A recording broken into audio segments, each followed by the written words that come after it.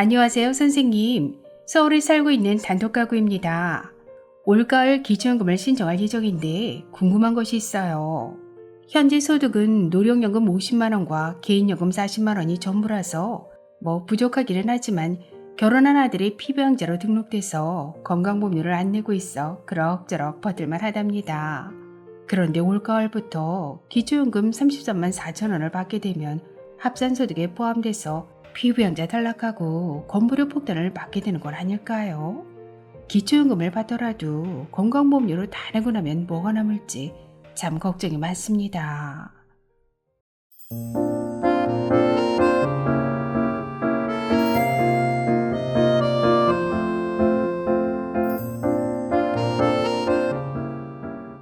안녕하셨습니까? 행복한 인생 이막 알베르토입니다. 2024년 현재 노령연금, 기초연금이 피부양자와 지역건강보험료에 과연 어떤 영향을 미치고 있는지 오늘 아주 쉽게 설명해 드리겠습니다. 먼저 노령연금은 나이 들면 받을 수 있는 연금이므로 기초연금과 같은 말일까요? 정답은 X입니다. 국민연금에 가입하면 받을 수 있는 연금의 종류는 크게 세 가지로 나눌 수 있는데요. 국민연금을 10년 이상 납부하면 받을 수 있는 노령연금, 국민연금 가입 중에 장애를 입으면 받을 수 있는 장애연금, 국민연금 가입자가 사망하면 유족이 받을 수 있는 유족연금. 따라서 국민연금 가입자가 받을 수 있는 세 가지 종류의 연금 중 하나인 노령연금은 국민연금과 같은 말이고, 만 65세 이상 소득 하위 70%인 어르신들이 받을 수 있는 기초연금은 노령연금과 완전히 다른 연금입니다. 그렇다면 먼저 국민연금과 기초연금과의 관계를 살펴보면 2024년 현재 국민연금을 매달 50만 2,200원을 초과해서 받으면 기초연금의 최대 50%까지 감액될 수 있고, 국민연금은 기초연금 수급 여부를 결정하는 소득인정액 계산 시에도 기본공제 없이 100% 소득평가액에 반영되므로 가장 불리합니다.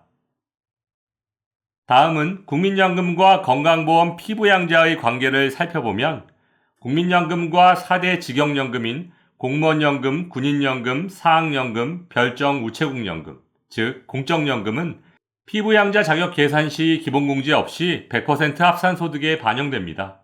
따라서 다른 소득과 재산이 전혀 없어도 공적연금을 월 167만원 이상 받으신다면 피부양자 자격을 무조건 상실하게 됩니다. 또한 소유한 재산, 즉 주택과 부동산의 과세표준이 5억 4천만 원을 초과할 경우엔 공적연금이 월 84만 원만 넘어도 피부양자 자격을 상실하게 됩니다.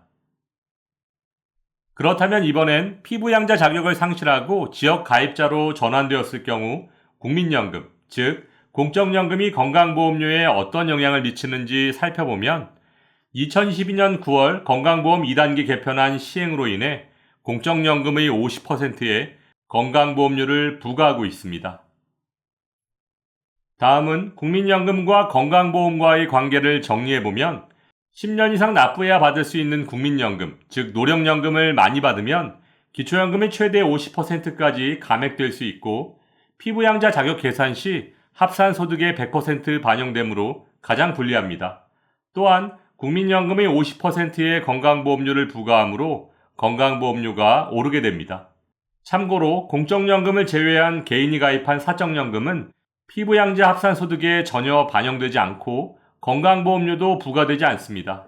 따라서 임의가입, 추납, 연기연금 등을 통한 국민연금 재테크를 결정하시기 전에 반드시 기초연금과 건강보험과의 관계를 확인하셔야 합니다. 또한 피부양자 자격이 간당간당하신 분들은 조기연금을 통한 자격 유지를 적극적으로 검토해 보시는 것도 좋은 방법이라고 할 수 있습니다. 다음은 기초연금과 건강보험과의 관계를 설명해 드리겠습니다. 기초연금은 피부양자와 건강보험료, 양쪽 다 아무런 영향을 미치지 않습니다. 따라서 윤석열 정부에서 기초연금을 40만원까지 인상한다면 어르신들의 건강보험에는 굉장히 유리한 정책이라고 할 수 있습니다. 그렇다면 주택연금을 받으면 기초연금과 건강보험에는 어떤 영향을 미치게 될까요?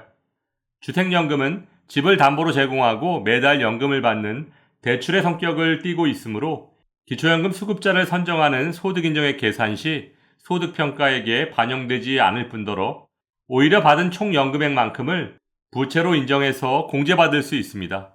또한 주택연금은 피부양자 그리고 건강보험 계산 시 합산소득에 전혀 반영되지 않습니다.